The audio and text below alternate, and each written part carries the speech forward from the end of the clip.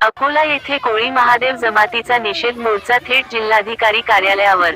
कोळी महादेव जमातीला कोळी नोंदीवरून जात प्रमाणपत्र द्या या मागणीसाठी उपोषणाला बसलेले जनका पाटील यांच्या गेल्या 10 दिवसापासून उपोषणाला बसले आहेत। उपोषणाची दखल शासनाने घेतली नाही म्हणून शासनाच्या विरोधात निषेध मोर्चा अकोला जिल्हाधिकारी कार्यालयात काढण्यात आला।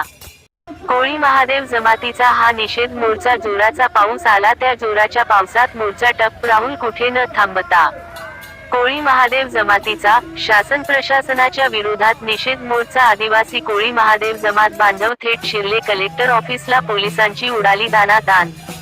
जनका पाटील यांचे 5 किलो वजन कमी झाले। आरोग्य कर्मचारी म्हणत आहेत उपोषण असे चालू असल्यास जीवितास धोका निर्माण होऊ शकतो। प्रांत अधिकारी मागत आहे 1950 च्या आधी कोळी महादेवाच्या नोंदी। जिल्हाधिकारी म्हणतो जात प्रमाणपत्र माझा विषय नाही, माझ्या अधिकार क्षेत्रात नाही, मी प्रांताला आदेश देऊ शकत नाही। तुमच्याकडे पुरावे आहेत तर मग तुमचे प्रकरणे खारिज का होतात? स्टार जिल्हाधिकाऱ्यांनी दिला कोर्टात जाण्याचा सल्ला। शासनाने घेतली त्वरित दखल। मोर्चा संपल्यानंतर तात्काळ प्रांत अधिकाऱ्याची उपोषण स्थळ घुसरवाडी तालुका जिल्हा अकोला। प्रांत अधिकाऱ्याची उपोषणकर्ते जनका पाटील यांना उपोषण मागे घ्या ही विनंती। कोळी नोंदीवरून कोळी महादेव मल्हार दोर टोकरे जात प्रमाणपत्र देण्यात यावे तेव्हाच मी उठेल, अन्यथा जीव गेला तरी चालेल पण मी उठणार नाही असे उत्तर जनका पाटील यांनी दिले। उत्तर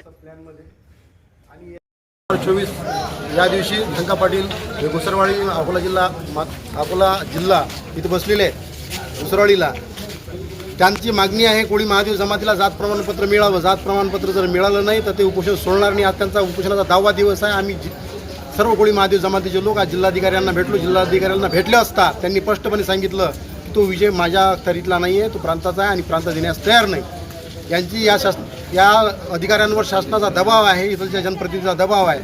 जर कोळी महादेव जमातीला न्याय मिळाला नाही तर येणाऱ्या विधानसभामध्ये भाजपाचा झेंडा आम्ही कोणत्याही गावात लागू देणार नाही कोळी महादेव जमातीच्या, आणि या जनप्रतिनिधीला गावात प्रवेशसुद्धा करू देणार नाही असं आम्ही सर्व समाज बांधवांनी या ठिकाणी ठरवलेलं आहे।